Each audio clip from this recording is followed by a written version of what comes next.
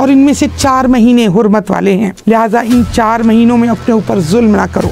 तरतीब से हम देखें तो ज़िक़द, ज़िलहज, मुहर्रम और एक और महीना रजब। अल्लाह ताला आशूरा के दिन के रोज़े के बदले गुज़श्ता 1 साल के गुनाह माफ़ कर देगा। गौर करिए कि प्यारे नबी हज़रत मोहम्मद सल्लल्लाहु अलैहि वसल्लम ने यहूदियों से मुशाबहत इबादत में भी कबूल नहीं की।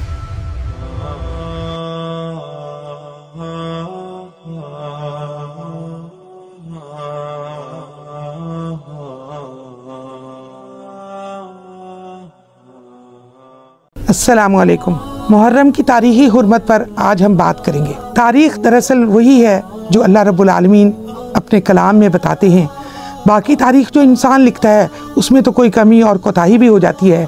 तो मुहर्रम की आज तारीख़ी हैसियत के बारे में हम आपसे ये बात करेंगे कि अल्लाह रब्बुल आलमीन ने सूरह तौबा में फरमाया, इन्ना इद्दतश्शुहूर इंदल्लाहि इस्ना अशरा शहरन फ़ी किताबिल्लाह यौम खलक़स समावाति वल अर्ज़ मिन्हा अर्बअतु हुरुम ज़ालिकद्दीनुल क़य्यिम फ़ला तज़लिमू फ़ीहिन्ना अनफ़ुसकुम।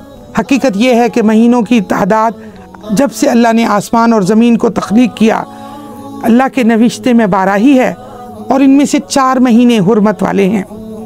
बेशक ये ठीक ज़ाब्ता है, लिहाजा इन 4 महीनों में अपने ऊपर जुल्म ना करो। जब से तख्लीक हुई दुनिया की और आसमान और ज़मीन को अल्लाह ताला ने बनाया, उस वक़्त से ज़मीन और आसमान के जो महीने अल्लाह ताला ने तख्लीक किए, दिन और रात और साल, वो सारे अल्लाह के नज़दीक 12 ही हैं।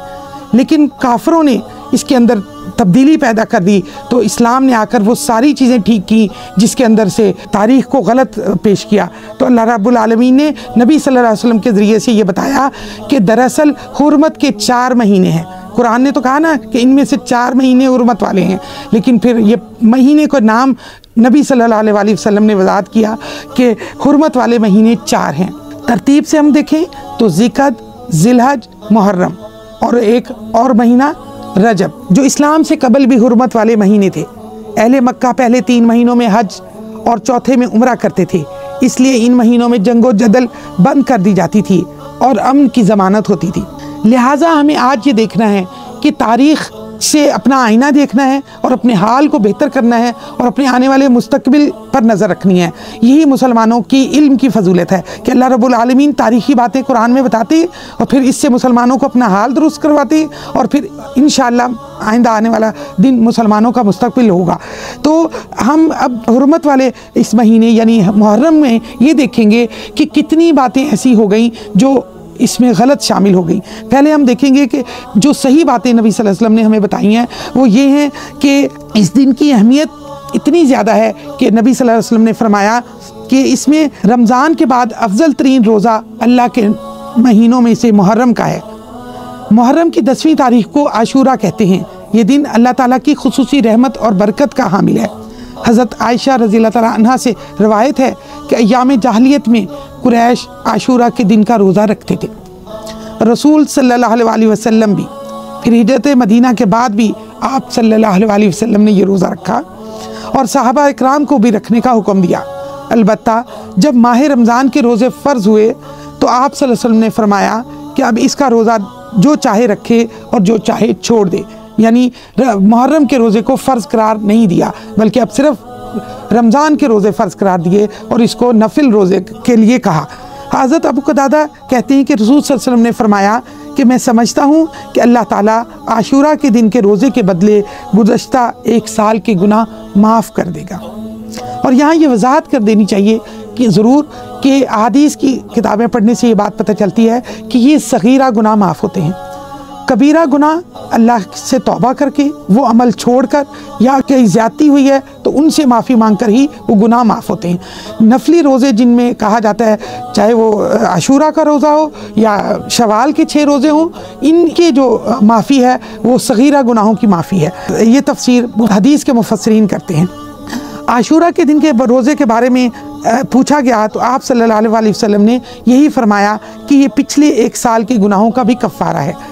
हज़रत अब्दुल्ला बिन अब्बास से रवायत है कि जब नबी सल्लल्लाहु अलैहि वसल्लम मदीना तशरीफ़ लाए तो यहूद को यौम आशूरा का रोज़ा रखते हुए देखा तो पूछा, तुम इस दिन रोज़ा क्यों रखते हो? उन्होंने जवाब दिया, ये अज़मत वाला दिन है, इस दिन अल्लाह ताला ने हज़रत मूसा अलैहिस्सलाम को और इनकी कौम को निजात दी थी और फ़िरौन और उसकी कौम को गर्क कर दिया था। तो हज़रत मूसा ने बतौर शुक्राना इस दिन का रोज़ा रखा, तो इसलिए हम ये रोज़ा रखते हैं, यानी यहूदी। तो आप सल्लल्लाहु अलैहि वसल्लम ने फरमाया, मूसा से तुम्हारी निस्बत हमसे ज़्यादा करीब है। इसलिए नबी सल्लल्लाहु अलैहि वसल्लम ने ख़ुद भी रोज़ा रखा और सहाबा इकराम को भी इसका हुक्म दिया। इससे ये बात पता चलती है कि प्यारे नबी हज़रत मोहम्मद सल्लल्लाहु अलैहि वसल्लम ने सहाबा को ये बात बताई कि कुरान में तमाम अम्बिया को कहा गया कि तमाम अम्बिया अल्लाह की तरफ से भेजे गए थे और हम सबके पैरोकार हैं। तो हज़रत मूसा से हमारी सबसे ज़्यादा निस्बत है, तो हम भी उस रोज़े को रखेंगे। लेकिन यहूदियों से मुशाबहत से बचने के लिए आप सल्लल्लाहु अलैहि वसल्लम ने फरमाया कि अगर अल्लाह ने मुझे ज़िंदगी दी तो इंशाअल्लाह अगले साल मैं 9वीं मुहर्रम का भी रोज़ा रखूँगा। अब हमें इससे ये बात पता चलती है कि हमें अब सिर्फ एक दिन का रोज़ा नहीं रखना, यानी 10 मुहर्रम का, बल्कि 9 का भी रखना है या फिर 11 का उसको मिलाना है। तो इससे हमारे गुनाहों का कफ़ारा ज़रूर 1 साल का अदा हो जाएगा, जो हमसे सगीरा गुनाह होते हैं। लेकिन गौर करने की बात यह है, देखिए कुरान गौर व फिक्र पर बार बार तवज्जो देता है। गौर करिए कि प्यारे नबी हज़रत मोहम्मद सल्लल्लाहु अलैहि वसल्लम ने यहूदियों से मुशाबहत इबादत में भी कबूल नहीं की, को जाके हम दूसरे दुनियावी आमाल में यहूदियों के पीछे चलें। तो आपने कहा कि उनकी मुशाबहत ना हो जाए, तो इसलिए तुम एक रोज़े का और इजाफ़ा कर लो। और ये बात इतनी अहम है कि इससे तो एक तो इस्लाम जो मुनफरिद दीन है और मुनफरिद दीन मुनफरिद लोगों को पैदा करता है, तो हमें अपनी तर्ज़ अमल पर गौर करना है कि आज हमारे पहनावा, हमारे इबादत, हमारे मामलात सब उनसे अलग होने चाहिए। हमारी पहचान अपनी अलग होनी चाहिए, मुसलमान और गैर मुस्लिम वाज़े पता चले। लेकिन आज अगर हम देखते हैं तो हमारे अंदर, हमारे लिबास में, हमारे सारे मामलात में, रस्म व रवाज में गैर मुस्लिमों की शबाहत आती है। इससे हमें इज्तनाब करना है। और याद रखिए, यूनिकनेस या मुनफरिद होना ये कायनात की बहुत बड़ी अचीवमेंट होती है।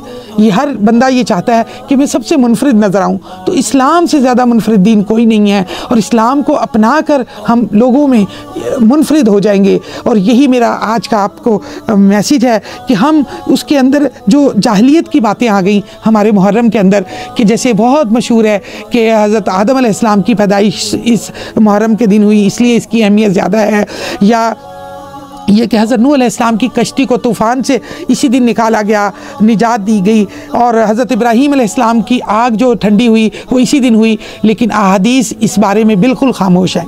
ये मुस्नद अहादीस से बिल्कुल इसका कोई हवाला नहीं मिलता। इसलिए हमें अहले इल्म को ये बात बहुत बतानी चाहिए कि इन चीज़ों को जो मुस्नद रवायात से सामने नहीं आती उनको नहीं पेश करना चाहिए। ये बातें बतानी ही नहीं चाहिए, बच्चों के पास गलत इल्म जाएगा। हमारे पास सिर्फ इल्म ये होना चाहिए कि मुहर्रम हमारा मोहतरम महीना है। अब हम करने के कामों पर आएंगे। देखिए, इस्लाम ने इल्म की बड़ी अहमियत दी।